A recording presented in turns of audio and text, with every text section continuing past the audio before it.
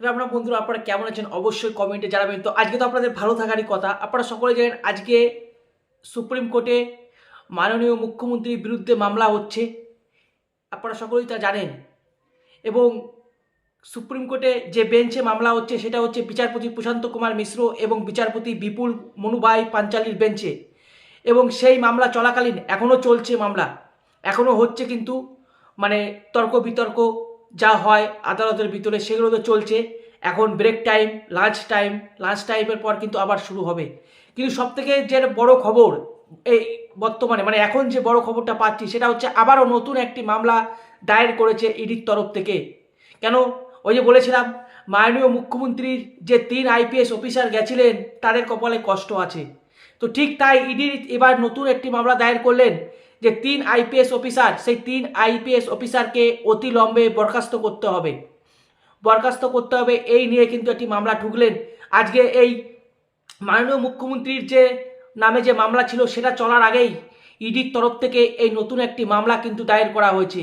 এবং আপনারা বুঝতে পেরে গেছেন যে 3 আইপিএস অফিসার কারা। তো আমি একটু নামগুলো বলে দিচ্ছি, আপনারা সকলেই জানেন। কলকাতার পুলিশ কমিশনার মনোজ বর্মা এবং দক্ষিণ কলকাতার ডিএসপি প্রব্রত রয় এবং আমাদের পশ্চিমবঙ্গের ডিজি রাজীব কুমার। তো এই 3 আইপিএস অফিসারের বিরুদ্ধে আবার নতুন করে মামলা দায়ের হয়েছে। এবং আরও যারা যে সমস্ত পুলিশকর্মী গেছিলেন এই সঙ্গে মাননীয় মুখ্যমন্ত্রীর সঙ্গে, তাদের বিরুদ্ধে ব্যবস্থা নেওয়ার কথা বলা হয়েছে। এবং স্বরাষ্ট্র দপ্তরে তারা আবেদন করেছে যে তাদের বিরুদ্ধে ব্যবস্থা করুন। এবং এই 3 জনের বিরুদ্ধে সুপ্রিম কোর্টে মামলা করা হয়েছে যে এনাদেরকে যেন বরখাস্ত করা হয়। আর এটা করার কথাই ছিল, কারণ কোনো আইপিএস অফিসার কি করে পারে যে একজন মুখ্যমন্ত্রীর হয়ে ইডি যখন তদন্ত করছিল তখন মুখ্যমন্ত্রী তো গেলেন, তার সঙ্গে আইপিএস অফিসাররা গিয়ে মোবাইল, ল্যাপটপ, যত ডিজিটাল তথ্য, যত প্রমাণ ছিল সমস্ত তথ্য কিন্তু মাননীয় মুখ্যমন্ত্রীর গাড়িতে তুলে দিয়েছিলেন। তো এই নিয়ে কিন্তু সুপ্রিম কোর্টে এখন মামলা হয়েছে।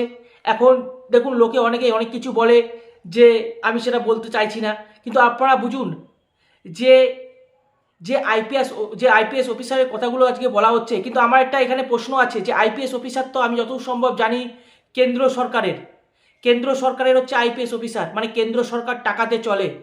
তো কেন্দ্র সরকার চাইলেই কি ইনাদের টাইট দিতে পারেন না? এই একটা প্রশ্ন কিন্তু আমি করছি, এটা আমার জানার ইচ্ছা।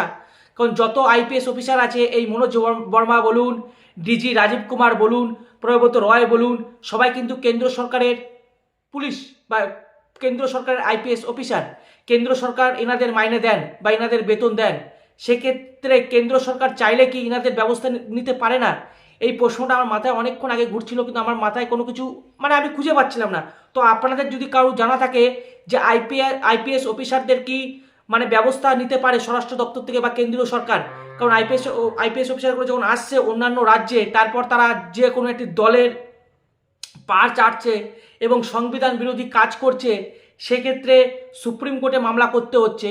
তো তার আগে থাকতে যখন জানা হচ্ছে যে তারা এরকম ব্যবহার করছে বা এরকম কিছু করছে, তো তার আগে থেকে কেন্দ্র সরকার কি পারে না এই আইপিএস অফিসারদের ব্যবস্থা করতে?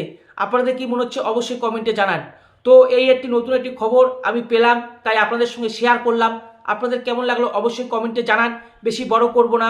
তো আবারও বলছি যে 3 আইপিএস অফিসারের নামে নতুন একটি মামলা করা হলো ইডির তরফ থেকে, যে এই 3 আইপিএস অফিসারকে অতি শীঘ্র অতিলম্বে বরখাস্ত করা উচিত বা বরখাস্ত করতে হবে বা বরখাস্ত করুক। তো ভালো থাকুন, সুস্থ থাকুন। রাম রাম, ভারত মাতা কি জয়, বন্দে মাতরম, জয় শ্রীরাম।